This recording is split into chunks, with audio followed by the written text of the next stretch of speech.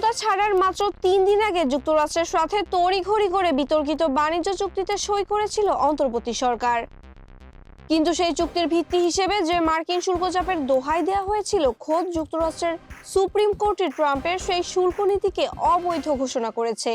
প্রশ্ন উঠেছে, তবে কি কৌশলগত ভুলে পা দিয়েছে ইউনুস সরকার, নাকি পর্দার আড়ালে ছিল অন্য কোনো সমীকরণ? 9 ফেব্রুয়ারি ত্রয়োদশ জাতীয় সংসদ নির্বাচনের ঠিক আগে যুক্তরাষ্ট্রের সাথে পারস্পরিক বাণিজ্য চুক্তি বা এগ্রিমেন্ট অন রেসিপ্রোকাল ট্রেড সই করে বাংলাদেশ। চুক্তির শর্তগুলো ছিল রীতিমতো কঠিন। যুক্তরাষ্ট্রের কৃষি ও জ্বালানি পণ্য আমদানির পাশাপাশি প্রতিরক্ষা সরঞ্জাম ও বোয়িং উড়োজাহাজ কেনায় বাধ্যবাধকতা দেওয়া হয় বাংলাদেশকে। অথচ ডেমোক্রেট বা রিপাবলিকান মার্কিন দুই শিবিরেই এই শুল্ক নীতি নিয়ে যখন আইনি লড়াই চলছিল, তখন বাংলাদেশ কেন কয়েক সপ্তাহ অপেক্ষা করতে পারল না, তা নিয়ে বিস্ময় প্রকাশ করেছেন বিশেষজ্ঞরা।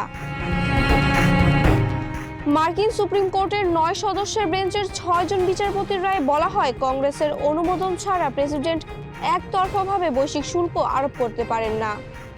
প্রধান বিচারপতি জন রবার্টস স্পষ্ট করেছেন, 1977 সালের জরুরি অর্থনৈতিক ক্ষমতা আইন অনুযায়ীও ট্রাম্পের পদক্ষেপ অসাংবিধানিক। যদিও ট্রাম্প এখন সেকশন 122 ব্যবহার করে পাল্টা 10% শুল্কের হুমকি দিচ্ছেন, কিন্তু সিএনএন এর মতে সেটিও মাত্র 150 দিনের বেশি টেকানো সম্ভব নয়। বিশ্লেষকরা বলছেন, অন্তর্বর্তী সরকারের তাড়াহুড়ো বাংলাদেশকে অসম চুক্তির জালে আটকে দিয়েছে। তবে মার্কিন আদালতের রায় বাংলাদেশের জন্য সুবর্ণ সুযোগ। নির্বাচিত নতুন সরকারের উচিত হবে এই চুক্তির ধারাগুলো আবার বিশ্লেষণ করা এবং জাতীয় স্বার্থে তা পুনর্বিবেচনা বা বাতিল করা। মাহবুবা ইসলাম, মানবকণ্ঠ।